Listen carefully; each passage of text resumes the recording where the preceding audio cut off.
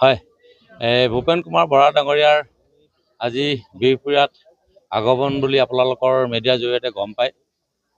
বিহপুৰীয়াৰ বিভিন্ন জেগাৰ পৰা বিভিন্ন ঠাইৰ পৰা আমাৰ দলৰ বিষয়ববীয়াসকললৈ ফোন আহিছিল যে ভূপেন বৰা যিহেতু আহি বিহপুৰীয়াত সোমাইছে, গতিকে আমি আৰু এই দলত থাকিব বিচৰা নাই। আমি স্বতঃস্ফূৰ্তভাৱে আমি এইবাৰ বিহপুৰীয়াৰ স্বাৰ্থত আমি কংগ্ৰেছ দলৰ লগত থাকিব বিচাৰিছোঁ। তাৰ পাছত আমি তাৎক্ষণিকভাৱে আমি সৰ্বপ্ৰথমে নাৰায়ণপুৰ ৰাজীৱ ভৱনতে আমি এইটো অনুষ্ঠান কৰিব লগা হ'ল। আপোনালোকে সকলোৱে দেখিছে ইয়াত কিমানখিনি মানুহ আমাৰ লগত আহি আজি আমাৰ কংগ্ৰেছ দলৰ প্ৰতি আৰু বিহপুৰীয়াৰ স্বাৰ্থত আহি আমাৰ লগ লাগিছে। তেওঁলোকৰ ব্যক্তিগত একো স্বাৰ্থ নাই, বিহপুৰীয়াখনক এইবাৰ বচোৱাৰ স্বাৰ্থত আমাৰ কাষ চাপিছে। আমি সকলোকে আদৰি লৈছোঁ আৰু বহু মানুহ এতিয়াও আহিব লগা আছে। আমি আমাৰ কংগ্ৰেছৰ প্ৰত্যেকজন ব্যক্তি আমি হৃদয়ৰ দুৱাৰ খুলি ৰাখিছোঁ। আমাৰ ইয়ালৈ আমি যিখিনি কথোপকথন কৰিছোঁ তেতিয়া তাৰ ভিতৰত 80% মানুহে হৈছে বিজেপিৰ পৰা আহিছে আৰু বাকী 20% মানুহ AGP দলৰ পৰা আহিছে।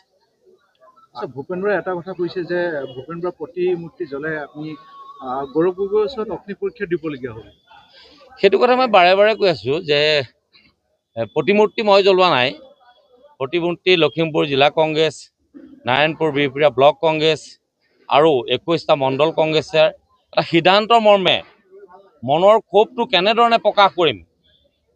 আমাৰ ইমানেই বেছি ক্ষোভ আছে, এই ক্ষোভটো আমি কিমানটো লেভেলত প্ৰকাশ কৰিম সেইটো এটা সিদ্ধান্ত লৈ পেলাই সেই কাৰ্যসূচী কৰিছে। ইয়াত কাৰো কোনো ব্যক্তিগত কথা নাই। দলৰ সিদ্ধান্ত আমি অতীজৰ পৰা মানি আহিছোঁ আৰু আগলৈকো আমি মানি যাবই লাগিব। এইটো কথা প্ৰতিপন্ন কৰিব বিচাৰিছে যে গৌৰৱ গগৈৰ ওচৰত কংগ্ৰেছে বিহপুৰীয়া আৰু নাৰায়ণপুৰ কংগ্ৰেছে অগ্নি পৰীক্ষা দিবলগীয়া হৈছে। সেইটো তেখেতৰ ধাৰণা, কংগ্ৰেছ কৰ্মী নহয়। মই বাৰম্বাৰ চেলেঞ্জ কৰি পেলাই মই কৈছোঁ আপোনালোকৰ মিডিয়াৰ জৰিয়তে যে বিহপুৰীয়াৰ পৰা এজন বিষয়ববীয়া কংগ্ৰেছ নি দেখুৱাওক। আৰু তাৰ পাছত তেখেতে কি কৈছে সেইটো আমাৰ কাৰণে কংগ্ৰেছ কৰ্মীৰ কাৰণে বিচাৰ্য বিষয় নহয়।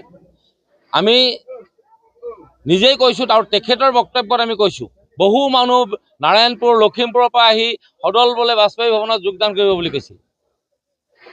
বিহপুৰীয়াৰ পৰা আমি এজনো মানুহ আমাৰ বিষয়ববীয়া যোৱা নাই আৰু অনাগত দিনত এজনো মানুহ নাযায়।